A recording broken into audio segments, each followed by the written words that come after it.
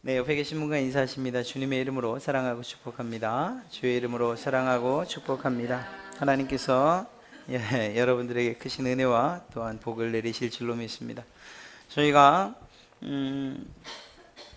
소율이 문답 가운데에 교리라고 할 수 있는 그러한 부분, 그리고 또 우리의 삶의 실제라고 할 수 있는 부분을 나누어 공부하는데, 어느덧 우리가 어떻게 살아야 하는가, 하나님의 백성들, 또 하나님의 자녀들, 하나님을 믿는 그들은 어떤 삶을 살아야 하는가 하는 그 부분으로 넘어왔습니다. 그래서 그 첫 번째로 십계명을 살펴보고 있죠. 그 가운데에서 저희는 지난주에 서문에 대해서 살펴보았고, 오늘 드디어 제1계명을 들어가게 됩니다.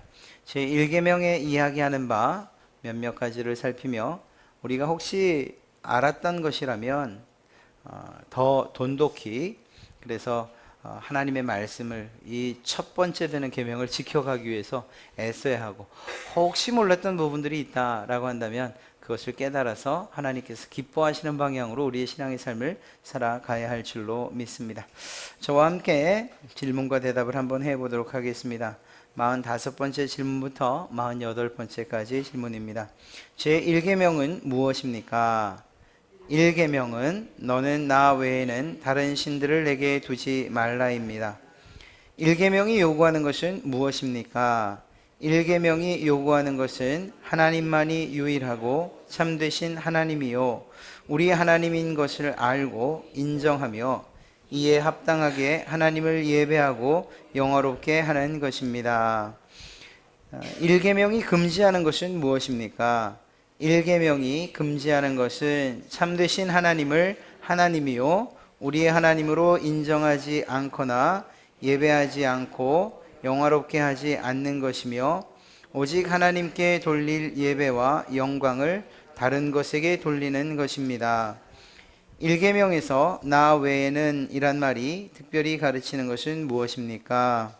1계명에서 나 외에는 이란 말이 가르치는 것은 모든 것을 보시는 하나님이 다른 신을 섬기는 죄를 아주 싫어하신다는 뜻입니다. 네. 혹시 카메라 켜셨나요? 네, 감사합니다.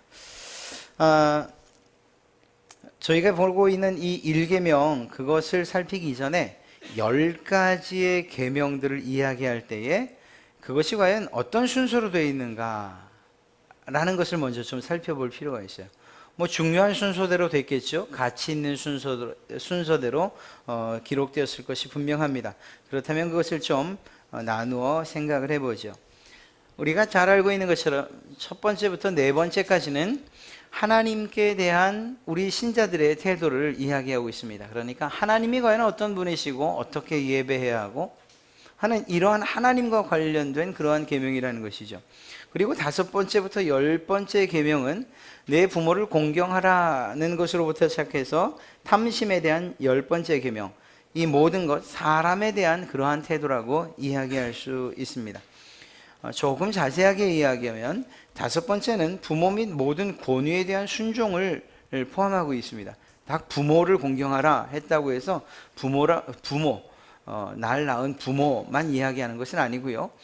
마치 부모에게 부여된 그 권위처럼 우리가 사회생활을 하면서도 부여된 권위를 가지고 있는 어른들에 대한 존경과 존중을 다 포함하고 있다고 해야 될 것입니다. 6계명은 살인하지 말라는 계명을 통해서 사람의 이러한 목숨 그리고 생명이 얼마나 소중한가 하는 것에 대해서 인식하고 또한 그 명령을 지켜야 된다는 것이죠. 7계명은 간음하지 말라는 그러한 계명을 통해서 우리 각자에게 부여주신 하나님의 성적인 정체성이 있고, 또 그것을 통해서 서로 간의 관계, 이것의 소중함에 대한 인식을, 그래서 서로 인격적으로 대해야 할 것을 포함하는 거죠. 성에 대한 차별이 아니고 그것은 하나님께서 다르게 부여해 주신 것으로 인정해서 말입니다. 8번째, 도적질하지 말라는 계명을 통해서 돈에 대한 바른 가치를 인식하고 물질을 어떻게 사용해야 되는가, 그것을 어떻게 벌어야 되는가 하는 이러한 전반적인 내용들을 담고 있습니다. 9계명과 10계명 역시 거짓 증거하지 말아라, 탐심에 관한 그러한 내용들을 담고 있죠. 자, 이렇게 볼 때에 이 첫 번째부터 10번째까지의 계명을 좀 큰 카테고리로 나누면 아마 이렇게 되지 않겠습니까? 1번부터 4번까지는 하나님에 관한 계명, 그리고 전체적으로 5부터 10까지를 10번째 계명을 모두 사람에 관한 계명으로 둘 수 있지만, 후반부로 가면 돈이라든가 혹은 성에 관한 이러한 문제를 이야기하면서, 그것은 어찌 보면 이 물질적인 것과도 관계 있다고 볼 수 있지 않겠습니까? 바로 이것입니다. 하나님께서 10가지의 계명을 이야기하실 때 중요하고 가치 있는 것부터 명령하고 계신 것들을 알 수가 있습니다. 이것이 올바르게 사용되는 것, 그래서 하나님으로부터 사람, 물질에 이르게끔 그러한 중요한 순서에 따라, 가치 있는 순서에 따라서 이해되고 지켜지는 것, 이게 아마 정상일 것입니다. 그렇죠? 이걸 역으로 얘기하면 사람들에겐 정말 잘하는데 하나님에 대한 가치를 전혀 인식하지 못해서 하나님을 왜 신앙해야 돼? 라고 말한다면 그를 신자라고 말할 수 없는 것처럼 말입니다. 반대로 하나님에 대한 이해는 충분한 것 같은데 사람들에 대해서 대하는 모습을 보니까 이게 정말 인격적으로 다듬어지지도 않고 준비되지도 않았다, 그 역시 바른 신자라고 이야기할 수 없는 것입니다. 그러니까 이러한 중요 그리고 가치에 따라서 비록 순서가 정해졌지만 그 순서에 따라서 모든 하나님을 비롯한 사람 그리고 모든 만물들을 대하는 그 태도가 우리에게서 나와야 된다는 거죠. 문제는 무엇인가 하면 이걸 역으로 생각하는 경우예요. 물질부터. 그래서 무엇이 중요하냐 그러면 돈이 중요하다. 무엇이 중요해? 사람이 중요하지. 하나님에 대한 생각은 전혀 없이 말입니다. 이것을 죄의 차원에서 본다면 이렇게 이야기할 수 있지 않겠습니까? 죄란 무엇이냐? 하나님께서 우리에게 부여주신 그러한 가치 그리고 또 중요한 것에 대한 순서를 역행하는 것. 그래서 하나님께로부터 시작되어야 되는 우리의 그러한 신앙 그리고 또 우리의 가치에 대한 부여가 사람으로부터 시작되거나 물질로부터 시작되는 것. 그래서 하나님은 안중에도 없다. 이것이 죄가 아니고 무엇이겠는가 하는 그런 생각을 해보게 됩니다. 사실은 이것은 매우 중요하죠. 우리 그리스도인들에게 있어서는 특히나 그렇습니다. 아니, 우리는 하나님을 정말 사랑해요, 하나님에게 모든 가치를 둬요 라고 말하지만 정말 그러냐? 냉철하게 우리 스스로에게 질문을 해보면 우리가 정말 네 그렇습니다 라고 대답할 수 있겠는가? 당장의 물질이나 혹은 사업에 관한 그러한 어려움이나 또 때로는 자녀들이나 아니면 명예나 권력이나 이러한 것들이 우리 앞에 놓여 있고 그것을 당장 잡을 수 있다 할 때에, 그럼에도 불구하고 그것과 하나님을 둘 가운데 하나를 붙잡아야 된다라고 할 때에 과연 우리는 무엇을 놓을 수 있느냐, 이렇게 냉철한 질문을 한번 해봐야 되는 것이거든요. 너무 어려운 이야기 같지만, 그리고 마음이 먹먹해지는 이야기 같지만 그러나 사실인 거예요. 정말 심지어는 내 생명보다 하나님이 더 소중하고 가치 있습니다 라고 그렇게 고백하고, 고백뿐만 아니라 그렇게 살아갈 수 있다면, 그렇다면 이러한 십계명 명령을 통해, 하나님의 명령을 통해 나타나 있는 가치와 중요성에 대한 이해를 잘 하고 있다고 말할 수 있고, 그분이야말로 참된 신앙인이요 하나님의 자녀, 백성이라고 말할 수 있겠죠. 이거 중요한 것입니다. 무엇을 더 소중하게 여기느냐. 사실 제1계명에서 우리가 살피고자 하는 내용도 이 범주를 벗어나지 않아요. 넌 정말 무엇을 가장 가치 있게 여기느냐, 이러한 질문이에요. 하나님께서 우리를 향해서 단도직입적으로 던지는 거죠. 너의 삶에 있어서 가장 중요한 게 무엇이야? 그리고 하나님은 답을 얘기해 주셔요. 그게 나여야 한다. 나 하나님이기를 바란다. 물론 바란다는 게 아니고 명령하셨죠. 나여야 해 라고 말입니다. 이것을 우리가 오늘 살펴보는 것입니다. 제1계명에서 요구하는 것들이 무엇인가 좀 살펴볼 필요가 있습니다. 그건 어려운 것은 아니에요. 그 계명들을 하나하나 살펴보면 그렇습니다. 너는 나 외에는 다른 신들을 내게 두지 말라 하는 그 계명을 통해서 우리가 알 수 있는 하나님의 요구가 무엇인가. 첫 번째는 우리의 믿음의 대상 되시는 하나님을 바로 알아야 된다는 거예요. 이건 정말 중요한 것입니다. 이건 100번을 강조해도 그 이상을 강조해도 중요한 거예요. 하나님에 대한 이해가 없이 난 바른 신앙을 하고 있습니다 라는 건 거짓말이라는 거예요. 하나님을 알지 못한 채 나는 하나님을 믿고 있습니다 라는 것은 그건 거짓말이라는 거예요. 우리가 무엇인가 믿는다라고 할 때는 그 믿음에 대한, 믿음의 대상에 대한 이해가 있어야 되는 거예요. 예를 들어서 어떤 새로운 제품이 나왔어요. 그냥 막연하게 그건 어느 회사 제품이니까 난 믿어 이렇게 말하죠. 그렇게 말할 수 있는 이유가 뭘까요? 그간에 자기가 경험했던 그 회사의 제품들이 참 좋았던 경험들이 있어요. 내 지식에 근거해서 그것을 믿는다고 말하는 거예요. 참 좋을 것이라는 것을. 그러나 그보다 더 정확한 믿음은 무엇으로부터 시작될까요? 어떻게 하면 그보다 이렇게 경험보다 더 믿을 만한 믿음이 될까요? 그걸 직접 써보는 거예요. 그 제품을 써보고 이리도 써보고 저리도 써보고 이런 상황도 써보고 저런 상황도 써보니까 야 진짜 좋다. 경험해보고 내가 그걸 알고 사용해보니 좋다. 그때에는 누구에게도 선전할 수 있는, 이야기할 수 있는 그만한 상황이 되는 거죠. 그건 다르게 얘기하면 그 제품에 대한 믿음이 확실히 생겼다 이렇게 이야기할 수 있는 거예요. 그러나 어떤 분이 이렇게 얘기해요. 야 그거 진짜 좋대. 진짜 나 그거 믿음직스러운데. 그런데 누군가가 우리에게 묻죠. 그거 써봤어? 아니. 그거 알아? 아니. 어떻게 쓰는? 그거 뭐에 쓰는 건지는 알아? 잘 모르겠는데. 그러면 그것에 대해서는 제대로 믿는다고 할 수가 없는 거예요. 믿는다고 말은 했지만 그것은 자기의 경험이나 전통이나 지식에 근거하고 광고를 통한 그러한 믿음인지 모르지만 그것에 대한 실제적인 믿음은 없다고 보는 게 맞습니다. 하나님도 마찬가지예요. 하나님이 어떤 분이야? 많은 간증들을 통해서 하나님이 그런 분이라는 것을 알아요.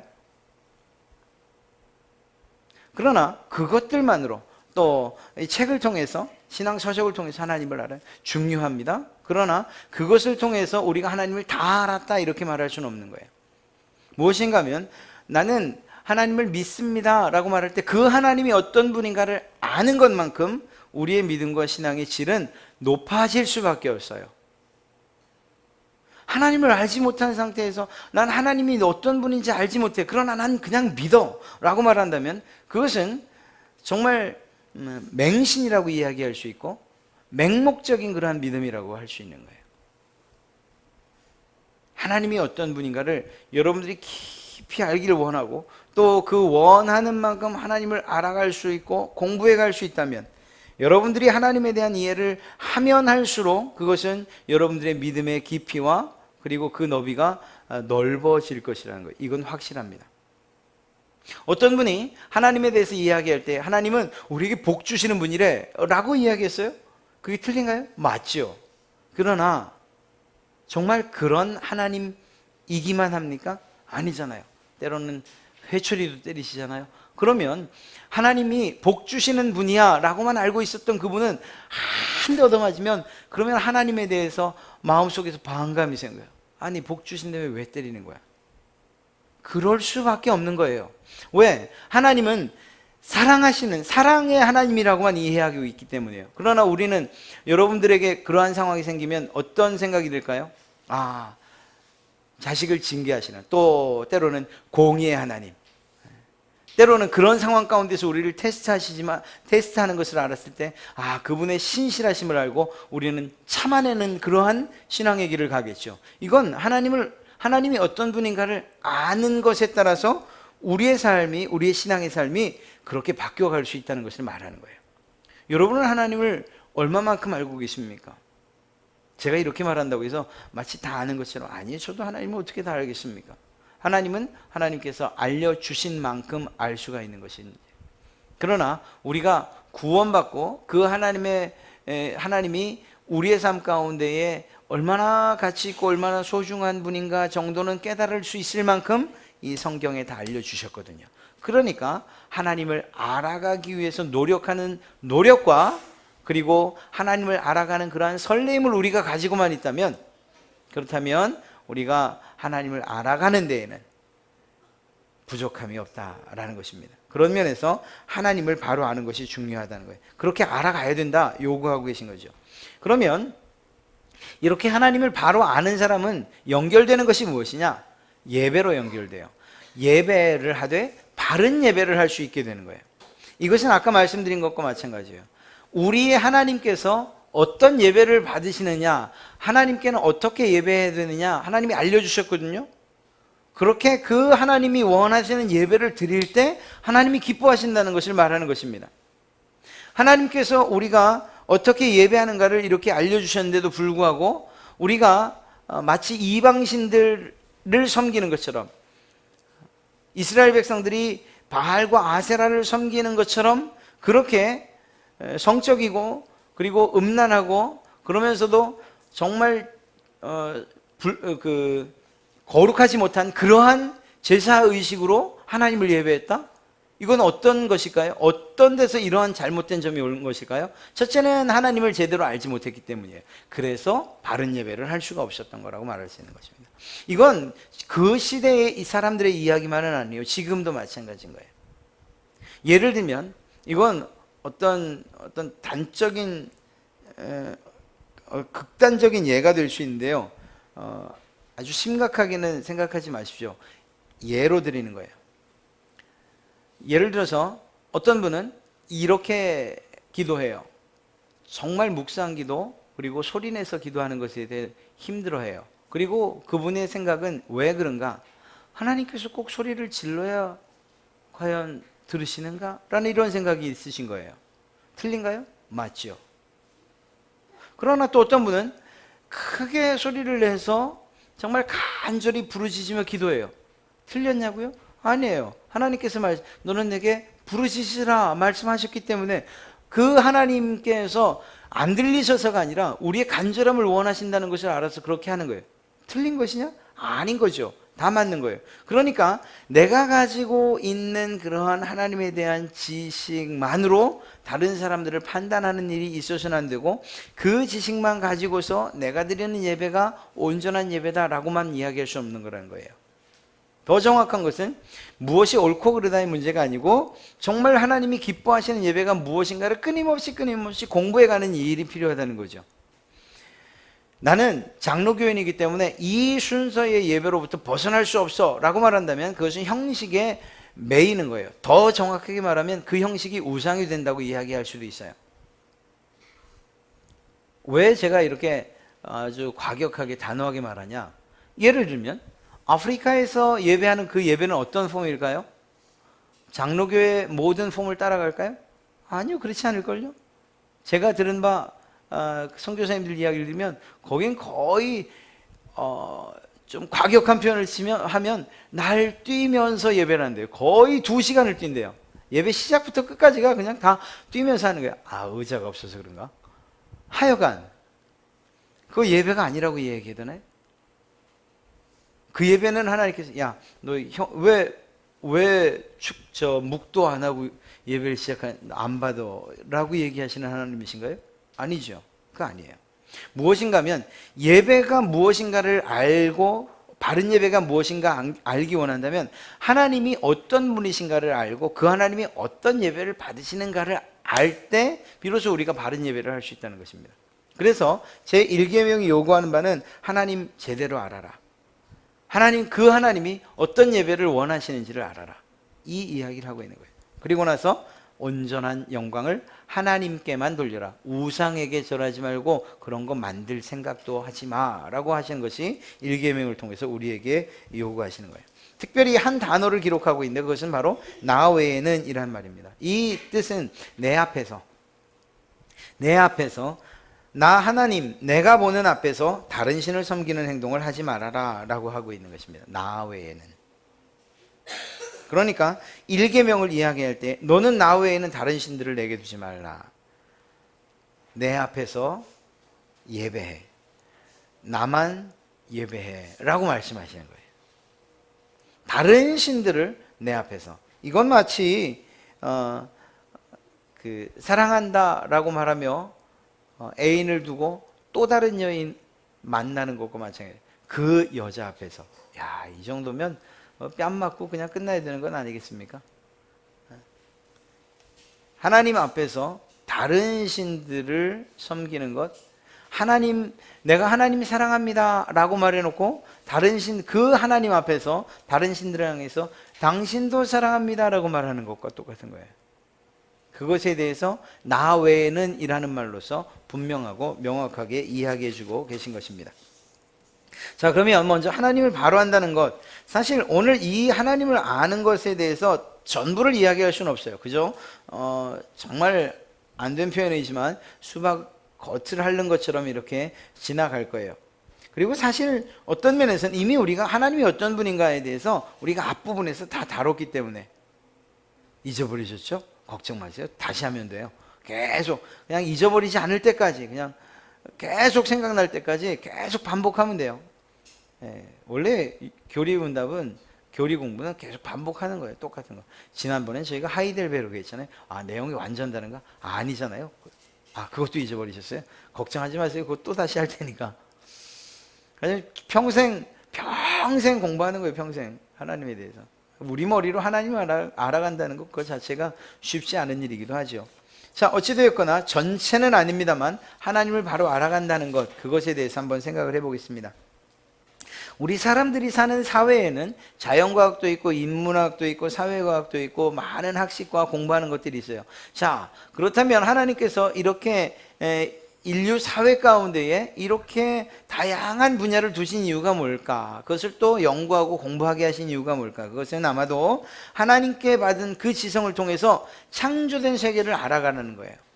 더 잘한다면 그 세계를 연구하는 것을 통해서 하나님께로까지 나가면 좋겠죠. 쉽지 않지만 말입니다. 그런 분들도 계셔요. 공부를 하다가 또 과학을 연구하다가 하나님께로, 이건 정말 절대자가 있지 않고서는 이런 일이 있을 수가 없다 해서 이렇게. 그런데 이렇듯이 창조된 세계를 알아가는 것만으로 우리가 만족해야 되냐? 그건 아니라는 거예요. 더 중요한 것은 무엇인가 하면 자연이 아닌 그것을 만드신 하나님을 알아가는 이것이 더 중요하다는 것입니다. 우리가 해야 될 일이 무엇이냐라고 한다면 바로 이거예요. 하나님이 만드신 자연, 그리고 또 자연 만물의 이치와 법칙들을 알아가는 것 중요하지만 그것을 만드신 하나님이 어떤 분인가, 이것을 알아가는 것, 이것만큼 귀한 것이 없다는 거죠. 그럼 어떻게, 무엇을 가지고요? 하나님께서 우리에게 주신 지정의, 지식과 또한 정서적인 이런 감정적인 요소와 의지적인 요소를 통해서, 이러한 전인격적인 요소를 통해서 하나님을 알아가야 되는 거예요. 힘써 하나님을 알아가는 일이 우리에게 필요한 거예요. 그런 면에서 여러분들 교회, 섬기는 교회라든가 그런 곳에 그곳에서 진행되는 그런 성경 공부 혹은 이 성경 연구 아니면 어떤 이름의 그러한 모임이어도 상관없습니다. 그러한 모임, 그리고 공부하는, 성경을 알아가고 공부하는 이 일에 한번 시간들을 좀 투자해 보세요. 여러분들의 신앙이 정말 나도 모르는 사이에 훌쩍 커 있는 이러한 것들을 보게 될 거예요. 하나님을 알지 않고 하나님이 잠자는 동안에도 하나님께서 하나님에 대한 지식을 채워주겠지, 그렇게는 생각하지 마세요. 하나님이 못하셔서는 아닙니다. 그걸 못하시겠어요? 우리를 만드신 분이신데. 우리의 전 인격을 통해서 하나님께로 나오길 원하시는 거예요. 자발적으로.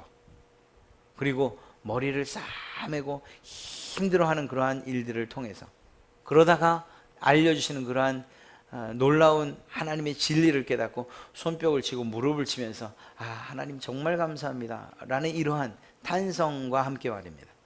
이렇듯 하나님을 알아가는 일들이 우리에게 필요할 줄로 믿습니다. 먼저 많은 하나님에 대한 그러한 알미, 우리에게 그러한 하나님에 대한 지식이 우리에게 필요하지만 간단하게 그분의 속성에 대해서 좀 살펴보려고 합니다.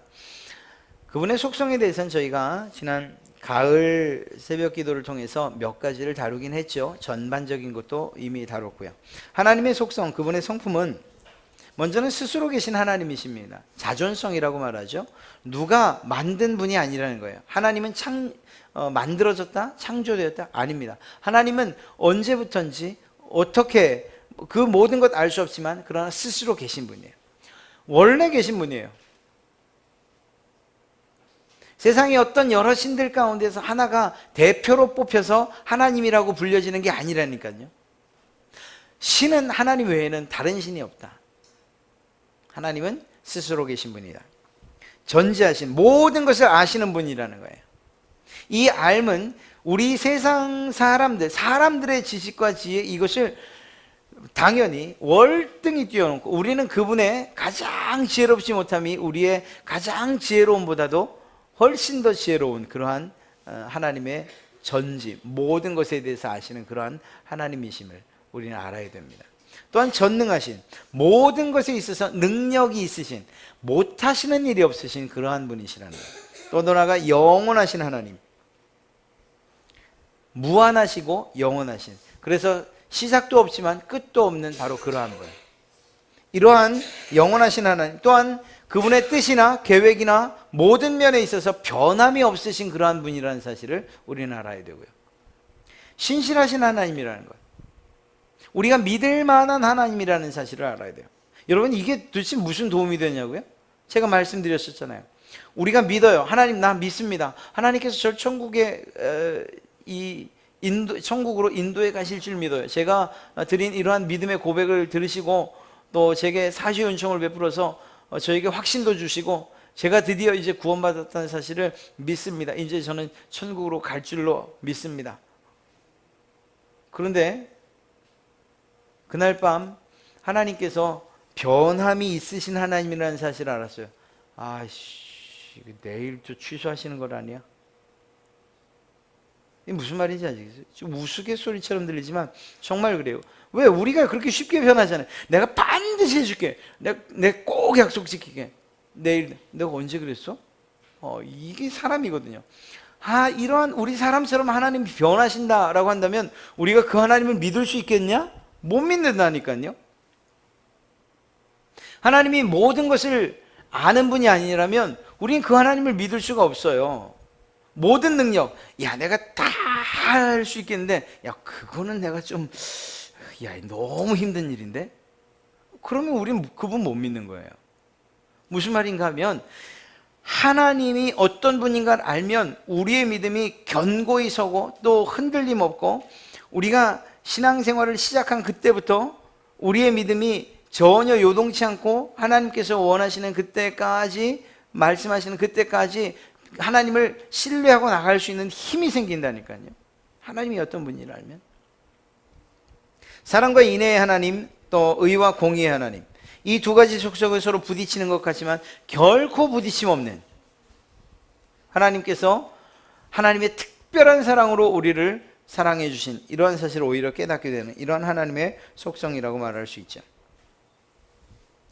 하나님께서 나는 인애를 원하고 제사를 원하지 아니하며 번제보다 무엇을요? 하나님을 아는 것을 원하노라. 하나님께서 하신 말씀이에요.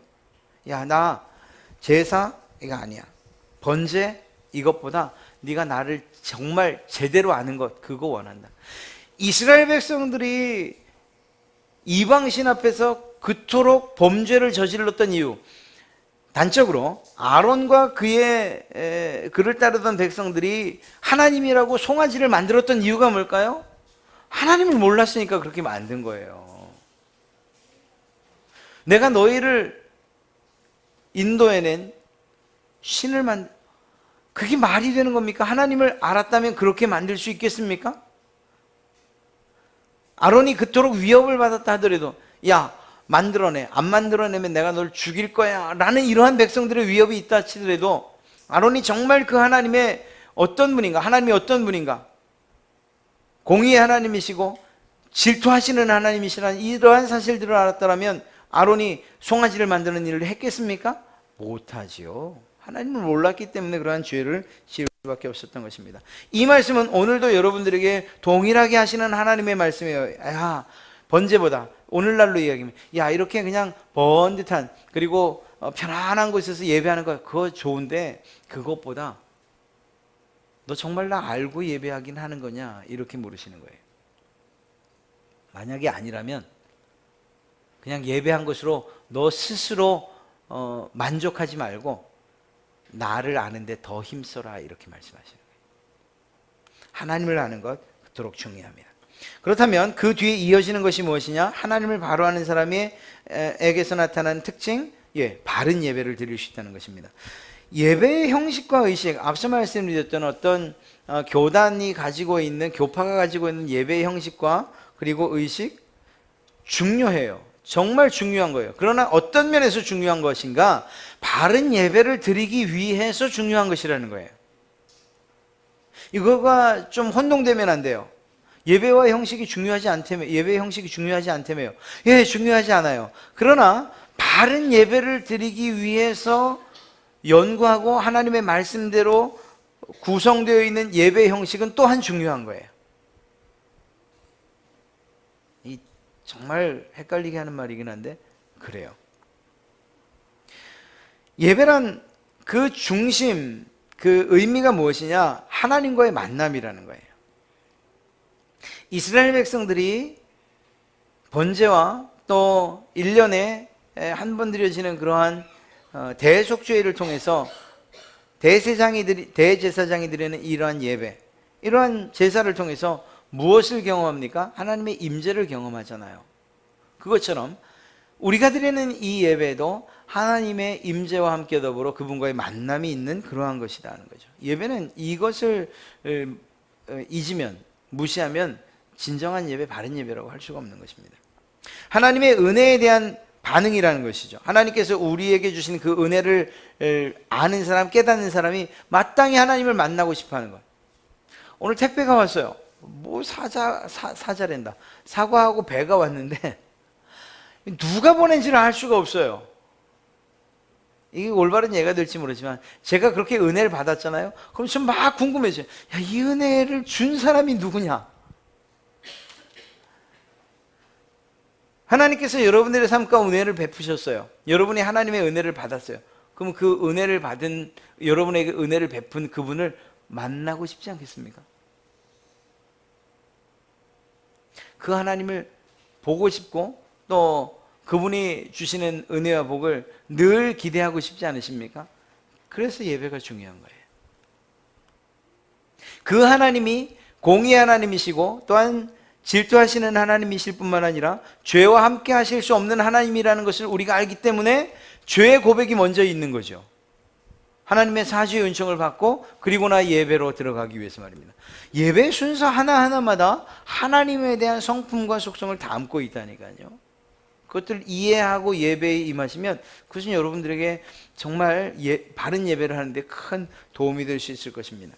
그래서 결국은 하나님, 그 하나님이 어떤 분이신가? 정말 한 분이신 참된 신이신 하나님이시구나 라는 것을 우리가 인정하는 것, 이것이 예배의 본질이라는 것입니다. 그렇기 때문에 형식을 갖춰 예배를 드렸다 해도 예배하는 동안에 하나님 아닌 다른 거, 아이들을 생각한다든가 아니면 뭐 집에 두고 온 하여튼 기타 사업을 생각한다, 우리 학생들 게임을 한다는, 이렇게 되면 그러면 그건 올바른 예배라고 할 수가 없는 거죠. 왜? 우리가 집중해야 될 그 하나님, 그리고 사랑해야 될, 존경하고 좋아하고 온전한 관심이, 우리의 모든 관심이 온전히 하나님께 있어야 하는데 그 관심을 다른 것으로 예배 시간임에도 불구하고 돌렸다? 그 예배가 바른 예배가 될 수 없다는 건 당연한 일인 것이죠.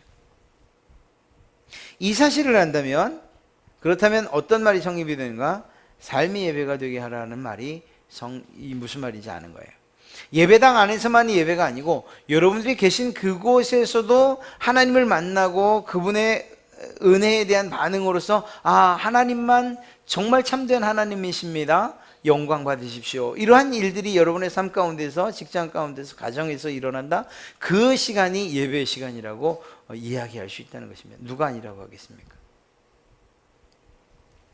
자, 그러면 이제 간단하게 1계명이 금지하는 것과 나외인을 다시 한번 살펴볼게요. 1계명이 그러면 반대로 1계명을 통해서 알아야 하는 것, 요구하시는 것이 무엇인가? 이걸 거꾸로 뒤집으면 1계명이 금지하는 것이 무엇인가? 하나님을 바르게 알지 못하여 바르게 예배하지 아니하는 모든 행동을 금지시키신 거예요. 예를 들면 무신론, 나 하나님 신은 없다라고 믿는 사람들, 그거는 하나님을 바르게 알지 못한 거죠. 그러니 올바른 예배를 할 수가 없어요. 예배 자체를 하지 않을 테니까 말입니다. 불가지론, 다시론, 이시론, 범시론 모든 것 다 마찬가지예요. 모든 만물이 신이다? 예, 그런데 어떻게 하나님, 한 분 하나님이신 그 하나님께 예배하는 예배와 같을 수 있겠어요? 뭐냐, 아무 데나 가서 비는 걸요. 아, 나무는 나무에도 신이고 또 부엌엔 부엌이 신이고 모든 것이 신인 걸. 하나님께만 예배하는 그러한 마음, 정말 하나님께만 드려야 될 그 사랑이 모든 신이라고 믿는 그 사람들은 분산되고 나누어지고, 그래서 가장 가치 있는 것들을 잃어버리는, 의미 없는 것들, 허무한 것들에다가 쏟는 그러한 결과를 갖게 될 것이기 때문입니다. 이러한 1계명이 특별히 2계명으로 넘어가면서 금지하는 것이 무엇인가 하면 우상 숭배를 금지하고 있어요. 그러면 우상 숭배가 무엇이냐? 우상이 도대체 뭐냐?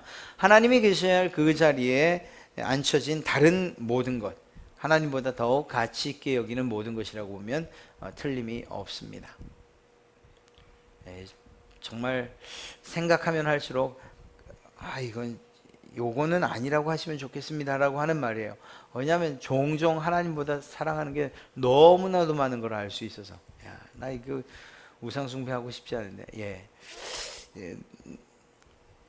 바로바로 하나님이 더 좋아요라고 얘기하세요. 그거 사실인걸요. 그러나 정말 하나님보다 더 가치 있게 여기고 하나님과도 맞바꿀 수 있을 정도라고 생각한다면 그것은 틀림없이 우상이라고 해도 결코 틀리지 않습니다.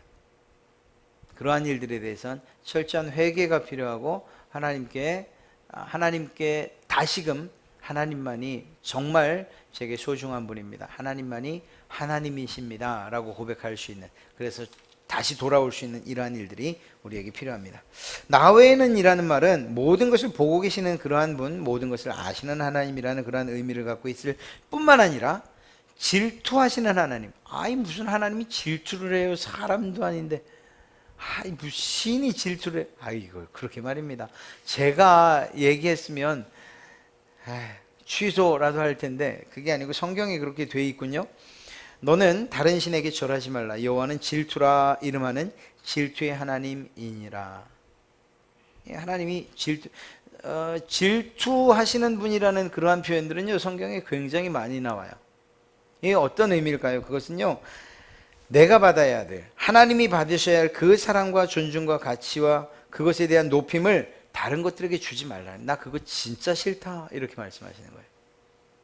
그러니까 이스라엘 백성들의 이야기를 하면, 야, 나를 사랑하고 나를 존중하고 내가 가장 가치 있다고 이야기해야 되는 내 백성들이, 너희들이 다른 것들을 사랑하고 다른 것들을 높이는 이런 거 나 싫다, 이렇게 말씀하시는 거예요.